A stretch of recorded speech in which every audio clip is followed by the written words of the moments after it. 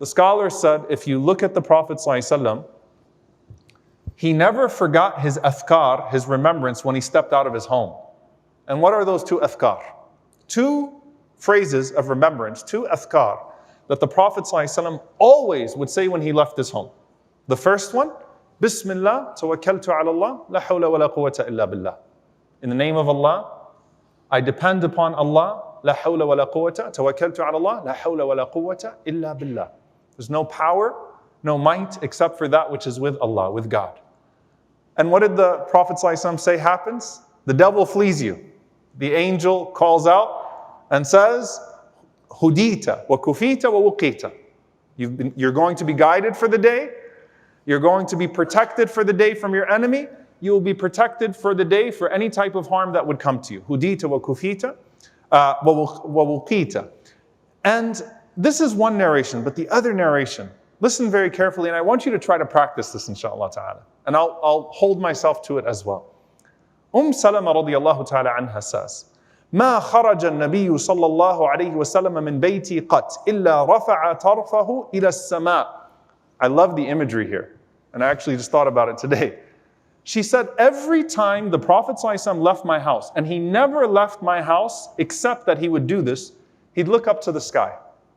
He'd look up to the sky. So let's try to practice this, inshallah ta'ala. He'd look up to the sky and he would say, Allahumma inni a'udhu bika an adilla aw udal, aw azilla aw uzal, aw adlima aw udlam, aw ajhala aw yujhala alayya. So profound. He would say, Oh Allah, Allahumma inni a'udhu bika an adilla aw udal. Oh my Lord, I seek refuge in you from going astray or leading astray. Leading or going astray. Being astray or leading astray. Being led astray.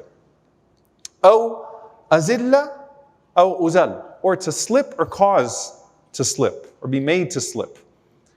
أو أظلم أو أظلم, or to oppress or to be oppressed. I don't want to be misguided.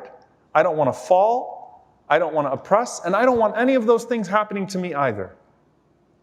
Or the Prophet ﷺ said, أو أجهل أو يجهل علي, or to do wrong or to have wrong done towards me. This is profound. Like, think about the intentionality of stepping out of your house every single day and looking up and saying this dua. I pray that we can practice it, maybe not every time, but at least we can start bringing this in as a sunnah when you walk out of your home and you make that dua. Even if you're in your car, driving out of your garage, if you're coming out of a garage, say the dua and think about the implications of this dua. Like, I'm trying to leave my home today and I don't want to cause harm to anyone, nor do I want this harm to be caused towards me. So this is a profound way that the Prophet ﷺ used to engage every single time he walks out of his home, walks into the world. I don't want to harm, be misguided, nor do I want those things to happen to me. So, وَلْيَسَعْكَ بَيْتُكَ. And obviously, if, يَسَعْكَ بَيْتُكَ, if you connect with social media, if you dive into social media when you're at home, it kind of defeats the purpose of this hadith. The hadith means disconnect.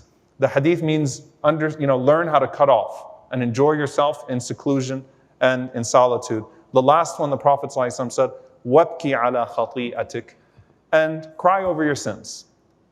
What this means is that many people focus on either the future uncertainty of the world or the current gossip about other people's flaws, and you have plenty of current and past baggage that you need to cry about and you need to get out of yourself to really exert yourself towards Allah. And He is merciful and He will forgive you when you ask for His forgiveness. But let that be your concern. So some people talk about the fitna. And I think the end of the world, I heard the Shaykh say, 2022 came, all right, the world didn't end. Well, he meant 2222. He read the Quran wrong. So I think it's 2222. And you're likely not going to be around at that time if it's even around, right? But like, this is happening and you see this happening. And so what causes them anxiety and paralysis is what? Everything that might happen. Or what causes them distraction and delusion is the flaws of other people. And the Prophet ﷺ is saying, bring it back to yourself. You've got your own flaws to work on. وَابْكِ عَلَى خَطِيئَتِكَ. Let that be which keeps you, concerned. I've got things that I don't want to meet Allah with. I don't know when I'm going to meet Him, but I know I will meet Him. Let me work on those things and do that dirty laundry rather than trying to indulge in the dirty laundry of everybody else. May Allah subhanahu wa ta'ala protect us from that delusion. May Allah subhanahu wa ta'ala guide us to that which is pleasing to Him in all of our affairs. Allahumma ameen. أقول قولي هذا وأستغفر الله لي ولكم ولسائر المسلمين فاستغفروا إنه الغفور الرحيم.